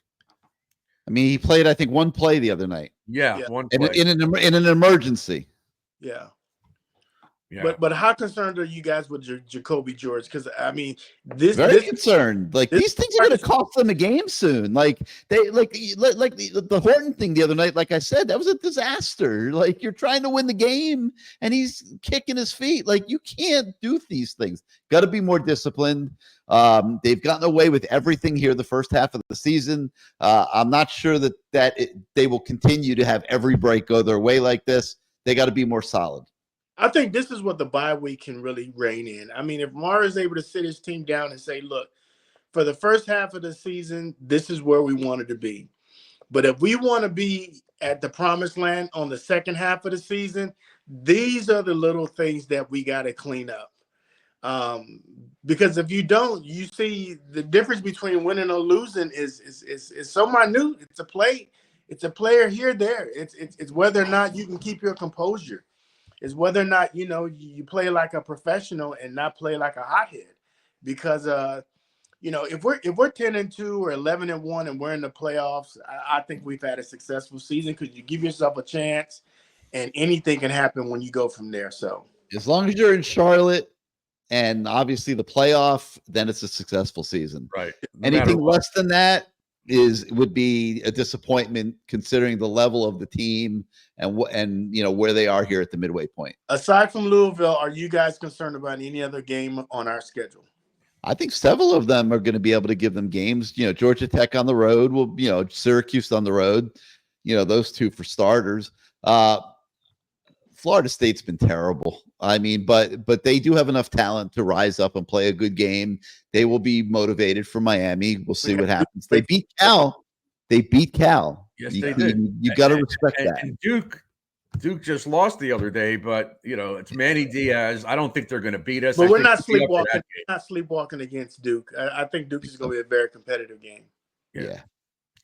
So listen, if we're 11-0, we go to Syracuse playing indoors. I don't think they're going to beat us because that's pretty much for all the marbles to go to Charlotte. So. But if Syracuse is 10-1, I still think we're going to. Now we're playing Syracuse. I still think we're going to beat them. I don't know how anybody's going to stop this offense. We stop ourselves. That's pretty much it. The defense has to be fixed. What do you think about, Gary? What do you think about going to a zone and make it? You know, it'll be a little more bend and don't break, but still, we're not going to get burned. I think particularly this week they might need to. Yeah, they might need to. You know, the pass rush was dominant most of those games, but in the last 2 games, it's been hit and miss. Hasn't been as good. Yeah, I mean, you know, Bain to me showed some rust last week. He'll be better in 2 weeks. Barron hasn't played well the last couple weeks. You know, they got to get Alston back, but I think they'll have everybody ready to go for Louisville. All right. Yeah, I think they'll be ready for Louisville. Rivers in the lineup next week against Louisville. I think we need him. Yeah. I would be shocked if he's not starting. Shocked. Yeah. Thanks for the call, buddy. Hey, All right. thanks. All right, Sebastian. Stay Yeah. safe. Bye. I All don't right, know where Bruce. he's at. Let's go through some of the comments and questions on the chat here. Let's see. Hurricane Denny, he says he thinks Miami needs to stay disciplined with the run game. We were debating this early in the show before you came on. It's an interesting dynamic. You know, Cam Ward seems to be at his best, and the Miami offense seems to be putting up the most yards and scoring the most points when it's freewheeling, when it's improvisational offense, and you know they're winging it every almost every play without a commitment to the run game. But you have talent like Mark Fletcher, Damian Martinez, that I don't think that you can just minimize, number one. And number two, when the competition gets better down the road, I think you need to be able to run the football at times to have a chance to win those games. Your thoughts? Not disagreeing, but I don't want this between the tackles or off the guards all the time. They've got to get to the outside, and they have people that can do it. So why not put them in? You're the one that says we don't have to have a 1 and a 2, but it doesn't matter. If these guys are on a team and Chris Johnson can get to the outside or Lyle can get to the outside, let them get in the game. Let them play. That'll make the other teams that we play in the future look, oh my God, we got to. It's not just up the gut. They're not having 7, 8 guys in the box. And so they've got to be able to get these guys away from the line of scrimmage. And they're not doing it by running it up the gut all the time. There was one outside run I remember last weweek. Probably could use a few more. Well, there was one with Fletcher. He turned it to the outside, and then he had maybe an 18-yard gain, but that's it. Yeah. No argument. And more screens. Add some versatility to the run game. Maybe use some more screens. Yes. All right. Junior Bar says the secondary is garbage. Are they garbage, Bruce, or did they just have a bad night the other night? They're not that good. They're not garbage, but they're not that good. And if you don't have the pass rush, it makes it even more difficult. But again, somebody just agreed with me, and I got this from Tremaine Mack. Their eye discipline was horrible. You could just see it. And if you watch the replays, you could see it. There was one time where there was 2 receivers to the quarterback's left for Cal and 2 DBs. Both DBs chased the one guy crossing the middle, and then finally the safety had to come over and catch the guy running for a touchdown, 50 yards down the field. They can't do that. Yeah. You just can't do that. But so they need to work on it. And if they can't correct it, if they don't have a lockdown corner, which they don't seem to have, they better go to a zone because they need to keep everything in front of them. Make these teams earn it, especially with our pass rush. Don't give them cheap touchdowns. Christopher Wright, and this was before you were on, but we were talking about all the luck that Miami's had the last few weeks, and they've had a lot of luck. I mean, there were like a lot of plays these last 2 weeks that could have gone one way or the other. If Restrepo doesn't catch the ball lying on his back, there were a lot of single plays that involved some luck that went Miami's way. They've all been going Miami's way almost, that have allowed them to get out of Dodge in these last 2 games. Nobody's disrespecting anybody, Chris. No, I love the way they're playing. They were lucky last week, Cal. I thought we had a sack. And it looks like Barron grabbed the face mask instead of a 4th down. They got a 1st down out of it. Fortunately, we came back and scored, but still, I don't know if that's luck. It was just a bad luck for us. I guess we were lucky. It depends on how you look at it. With the Besainth tackle, I still think it was shoulder to shoulder, and then the heads collided. But I don't think it was targeting, and it wasn't called. But a lot of people say that was luck. Were the refs giving us a break? So Christ Sullivan says the bottom line is 6-0, and that's all that matters. Bruce, I don't agree. I think if you just look at we're 6-0, everything's great, hunky dory. No. And first of all, there's no chance Mario Cristobal is doing. I was just going to say the same. There's not a chance in the world. Not a chance in hell. Okay, no way. That they're just going to waste this open week and not look at every way that they can to get better. That's what's not happening. Okay, but I think they need to get better. I think they can get better. I don't even think they're close to peaking. I think they're just scratching the surface. And hopefully we will see a more consistently great Canes team in the second half of the season. Can we finally pencil in Mark Fletcher as RB1? Bruce, I've said from the beginning there doesn't have to be an RB1. They have several good backs. Martinez has not been able to show out like he was expected. Fletcher did the last game. The game before, not so much. Fletcher had a great game against Cal. Does he have to be RB1, or should they keep using the backs the way they're using them? I think they're going to put Martinez back as the one, if you want to call it that, the starter. I'll call it the starter.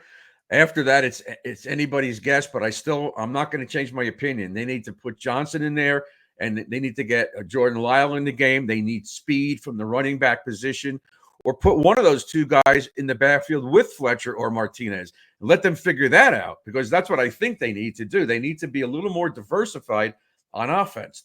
They have enough talent. We need to have a coordinator that'll create these mismatches like they do against us. That's what I want to see. But it doesn't mean I want us to run the ball 90 times a game. I don't. What do you think? Is the defense too complicated? Our defense? Well, Jason's he's saying he thinks the defense is too complicated. Thinks Lance Guidry is turning into Mark D'Onofrio. Oh my God! No, he's not. But absolutely not. No, maybe more like Manny Diaz, where guys were running all over the place. But look, I just think this is not the right 4 guys to play man coverage. I'm sorry, I don't think so. It looks like Mish is playing secondary, playing safety. I thought he was supposed to be like a nickel guy or something like that. But I'm also of the opinion that this week the pass rush will be better, or next week it'll be better.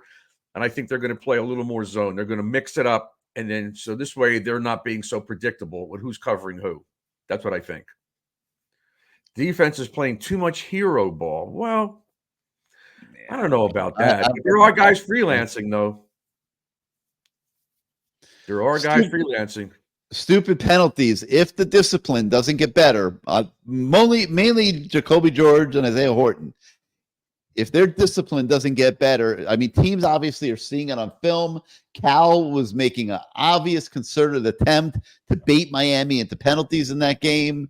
Got to get it under control, right, Bruce? Yeah, they got to get it under control. And I don't think Horton's going to do it again. I can't speak for Jacoby George because he knows better, because he's been told 20 million times. I mean, maybe they ought to take him out for a quarter or something like that. Let somebody else get in the game. See how he reacts. But if he does it again, I think he's going to get pulled. I think they're going to go with him, but give him one last shot, because he is getting baited and he's falling for it. He's got to stop. Is Mario doing anything about it? I'm sure he's talked to him about it, and I'm sure he knows. But then again, you don't want the kid to play scared. You want him to play loose. Christopher Wright thinks I stayed in the mountains too long. He says I'm off my game tonight. I am tired as hell, but I hope I'm not. Why are you off your game? What did you say that's wrong? I have no idea. I have no clue. Let's see. I'm just going through these real quick, seeing if there's anything else that we should touch on. Our female, the president of the CaneSport Live Female Viewers Club, Jennifer Miller, is back, and she's given Rhett Lashley his kudos, which absolutely should. I mean, he's doing a great job at SMU. Probably, I don't want to say fortunate, because Miami would certainly always play anybody, anytime, any place. But let's see. And one of those teams is Georgia Tech. K Mills thinks that Georgia Tech is the one that can once again give Miami a time. I've only seen one of their games. I think they're representative, and being at home would certainly help them. I'm not sure they're going to have enough on defense to deal with Miami's offense. I agree. And I also, they played it tight with Florida State, and Florida State's horrible. But I think we owe them. We owe them big time. So I think we're going to be ready for that game. I think we're going to be ready for every game. Listen, if they haven't learned their lesson by now, then maybe you're right, Gary. Maybe they're just going to stay where they're at, and someone's are going to knock us off. They don't seem to be locked in at the beginning of the game. That's 2 weeks in a row, and I'm blaming it on the coach. I said it before the season started. They've had bad starts in games last year too. This can't keep happening. There's no reason for this to happen. We only had 10 points at the half. No. It was. We talk about the DBs being a weakness. The linebackers are not playing well consistently. And, some might interpret this statement as being a little harsh, but the thing that jumps out to me is the Wesley Bissainthe play late in the game. Mm-hmm. And I thought that was a spectacular play. And yeah, he was on the ragged edge and almost got targeting. Fortunately, the call didn't go that way. But my question would be, why aren't we seeing more of that earlier in the game?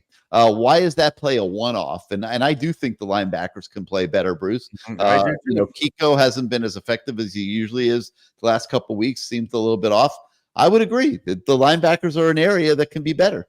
Yeah, with the defensive line we have, they should be free to make tackles all over the place. That was why we got Simeon Barrow and these guys, to create more pressure, to bust up plays in the backfield and free up our linebackers. But I think maybe they're stuck covering guys. I think that's because they're trying to cover up for our defensive backs. Maybe they're not making as many plays because I see Bissainthe in coverage constantly. And that shouldn't be. It just should not be like that. What are they playing? A 4-2-5? That's what they've been doing. Is that it? Yeah. Okay. So I guess Alderman's not in there that much, but I thought he was going to be the third linebacker. So I just think that they got to get that pass rush fixed. Now, once they get the pass rush fixed, the linebackers will be making tackles. And if we play a zone or too deep, with the safeties, I think we'll be much better. Got to keep stuff in front of us now because we're taking bad angles. We're missing tackles constantly. Guys are turning a corner on us. And that's something that gives you a better fix. He's got to fix it. Otherwise, we're in trouble. Ben Pfeiffer wants to see Elijah Lofton more involved. I'll join that club real fast. He's very, very good. But the problem is, so is Riley Williams. So is Elijah Arroyo. Mm-hmm. You're coming off a year where the tight end was invisible in the offense. Now they're being used. I'm just not sure you have room for all three of them, Bruce. And Lofton's just going to have to be patient. And hopefully he will be. Yeah, I mean, I thought maybe he'll get in the backfield a couple of times, but we haven't seen him back there on the short yardage. If you put him back there, I think the whole stadium knows he's getting the ball. You could play action with him. We haven't had that much play action. We've had very few of those plays. Again, I'm not going to throw either one of these coaches or coordinators under the bus, but there's room for improvement. I think they realize it. I think on that flight home, there was a lot of introspection, and I don't think there wasn't on the flight home. It was pretty damn late, man. It was like 1 o'clock in the morning California time, or 4 o'clock in the morning Miami time. I don't think anybody was introspecting anything on the flight home. I think there was a lot of napping going on the flight home, but hopefully there will be a lot of it going on. I'm sure there was. After they watched that film, I'm sure. Yeah. Well, that's why I'm glad they have the bye week, because we need it. We need to rest. We need to refocus, regroup, and get on the same page. Because look, the game against Virginia Tech was a tough physical game. This one, we looked like crap for the first half. It looked disinterested, and they shouldn't have been, but they turned it around. Also, I thought that, if you guys could comment, I thought that that the guy calling the game, Reese, was very pro-Cal. Every time they did something, he was jumping up and screaming. Every time Miami did something, he was very quiet and calm about it. Come on, don't be that obvious. Isn't everybody pro the other team? Like, how many Miami lovers are out there in the broadcast world? Not a ton. Yeah, but ESPN needs us, man. We got to be great. Yeah, well, he's probably pandering to the West Coast audience. I mean, that was the West Coast featured late night game. So yeah, well. Anyway, that's going to do it for this week for CaneSport Live. Thank Bruce, obviously, for being part of the show. Everybody that came on, Matt Shodell. No show next Tuesday with the open week, so we'll be back in 2 weeks with the next CaneSport Live. A program note, tomorrow night, we got the Lamar Thomas Show. Same bad time, same bad channel, 8 o'clock. Come back and for the Lamar Thomas Show tomorrow night. That's always a fun evening as well. So for our whole crew, I'm Gary Ferman. Thanks for joining us again, everybody, and we will see you next time.